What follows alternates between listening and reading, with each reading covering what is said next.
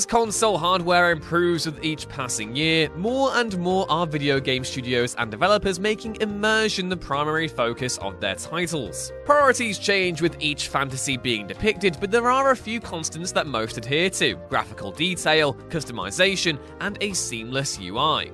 All help sell the idea that the player is living the world they've created, but each game is always going to have something else to help sell that idea even further. Sadly though, even the greatest games don't always manage to get everything right, either out of ratings restrictions or even just the limitations of certain hardware. They're by no means make or break, but still, I'm Ewan, this is What Culture Gaming, and here are 10 video game abilities developers always get wrong. Number 10. The lightsaber. There isn't a weapon more iconic across fiction than the lightsaber, and for good reason. Although it is essentially just a giant glowing sword comprised of pure energy, its aesthetic and physical uniqueness has cemented it as one of the most coveted props in cinematic history. Everyone wants one, and for those who can't make it to Galaxy's Edge to make their own, dear God please someone let me go there, a game is their best bet at living that fantasy. Sadly, the translation from film to pixel hasn't always gone smoothly. In fact, the only series to really sell the weight and power of the lightsaber was the Jedi Knight series, and that came to a close in 2003. The developers behind those games, Raven Software, understood that in order to sell the power of the lightsaber, you had to depict its ferociousness in full detail. Take it to a stormtrooper, and they're going to probably wind up with fewer limbs for their trouble. Duel with a Sith Lord, and the clash needs to feel theatrical, weighty, and skillful. Star Wars games since have shied away from that, however, instead treating it like an over-glorified baseball bat. It makes contact with enemies like a blunt instrument, and while this is doubtlessly done to secure a favourable rating from classification boards, it does take away from the experience. Number 9. Dual-wielding guns. What's better than having one gun? Well, having two guns, of course. Dual-wielding handguns is a tried and tested staple of the action genre, and it's particularly synonymous with the Wild West. It's also been a regular feature in video games for quite some time. Only, even when wielding two pistols makes you feel like a regular Lee Van Cleef, it's not perfect. Most games that feature a dual-wielding mechanic will take one of two approaches. One, the player will aim with the left trigger to lock onto one target, and fire with the right trigger to alternate shots between both weapons. Or two, they'll aim with the right analog stick and shoot from either weapon by pulling either the left trigger or the right trigger. Both approaches are fine in their own way, but both present the same problem: you can only aim at one target at a time. Now, I don't know about you, but surely one of the big draws of actually firing two weapons at once is the idea that you can target more than one thing at a time. You see it all the time on the big screen, but it seems almost impossible to translate into gameplay. Number 8. Wolverine's claws. He's the best at what he does, and what he does isn't very nice.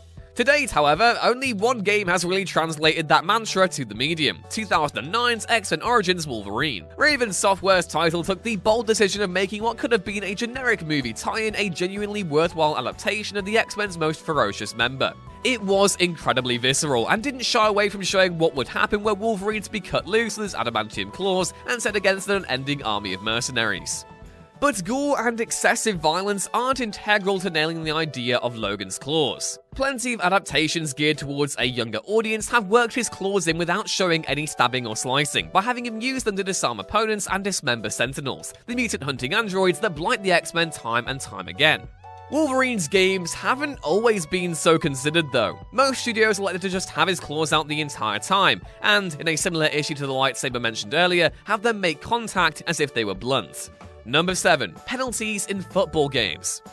While this isn't to say that EA Sports (it's in the game) FIFA series has nailed the idea of simulating football on every other area on the pitch, a particular problem rears its head in pretty much every entry: penalties. Set pieces have always been an issue for the series, with free kicks and corners in particular often seeming unpredictable, but penalties never fail to frustrate, whether you're striking the ball or trying to parry it away as a keeper. If you watch football, you'll know that there are plenty of ways to score a penalty. FIFA includes a few select methods, including the famed Penenka, but no game ever gives you the freedom to choose your positioning in an exact way, or even control your speed without striking the ball using a bizarre shape.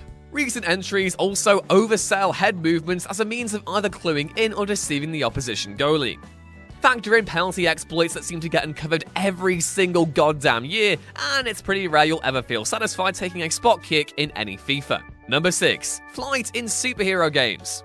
The ability to fly is synonymous with superheroes, and with so many characters from both Marvel and DC possessing the ability, it stands to reason that developers should probably have a handle on how to make it work by now. Unfortunately, that's never really been the case. Developers are constantly struggling with how to successfully relay the idea a man can fly in their titles, to the point where the Man of Steel himself, Superman, has yet to appear in a genuinely great game. Flight has always been the main criticism, with devs seemingly unable to convey the agility one man in a suit of armor would have were he to zip between buildings at a high speed, and especially the seamless transition between full-on flight and hovering. Number 5. Being a passenger in vehicles. Transport tends to be a huge element of gameplay in military shooters. For franchises like Battlefield, the ability for the player to traverse great distances in a manner of aircraft, ground, and sea vehicles is essential, and yet it doesn't always come off without a hitch. What most players are really after is the seamless ability to walk into a helicopter or some other vehicle and just be fine.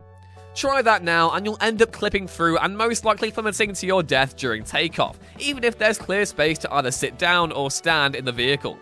The transition between positions on a given vehicle also just never feels as cinematic as it should be. Switching positions shouldn't take place during a quick fade to black, and that's how it is in most titles. Yes, there are a whole host of implications in allowing players to simply walk onto a vehicle and take off, namely overcrowding. But there's still something to be said about maximizing the space available in certain transport craft, as well as including more dynamic ways of exiting aircraft when they're airborne. Number 4. Dogfights.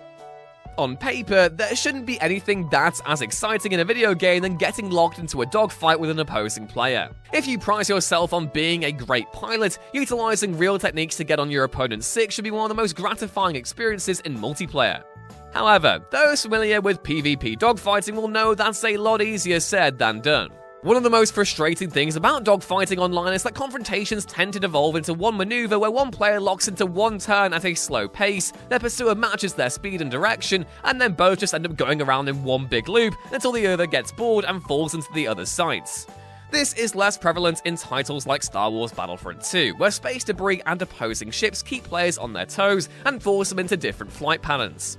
But it's still an issue in games like Battlefield, where there's nothing but open air separating opposing aircraft. Number 3. Batman's gadgets.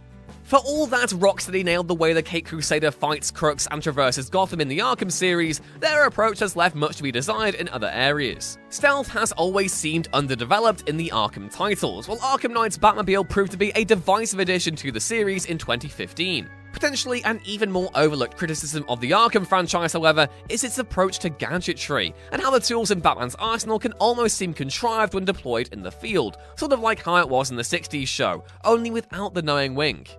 The usual suspects are all there in Batman's utility belt, batarangs and grapples, the two most obvious inclusions, but things just get a little weird from then on in. Arkham City's remote electrical charge is a good example, as the Dark Knight fashions an electrical rifle out of what could only be bits of scrap, wire, and tweed, and proceeds to turn it against the environmental oddities of Arkham City. There's nothing wrong with introducing gadgets on the fly. In fact, some would argue it embodies Batman's ingenuity pretty well, but they're almost too convenient. When will players have to think outside the box to navigate a particular puzzle with the tools they already have at their disposal? Why can't they choose their loadout before they head out, just like the Batman of the comics? It would only make those games better if they could. Number 2. Suppression mechanics. One of the things military shooters always tend to struggle with is the idea of suppressive fire.